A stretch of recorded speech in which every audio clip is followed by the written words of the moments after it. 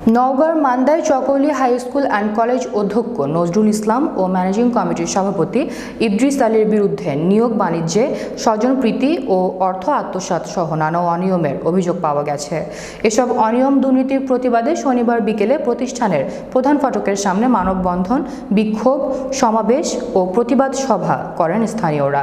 স্থানীয় আবুল হোসেনের সভাপতিত্বে প্রতিবাদ সমাবেশে বক্তব্য রাখেন সিপিবি কেন্দ্রীয় কমিটির অর্থ বিষয়ক সম্পাদক ডক্টর ফজলুর রহমান, সিপিবি মান্দা উপজেলা শাখার সাধারণ সম্পাদক আব্দুস সোবহান সহ স্থানীয়রা।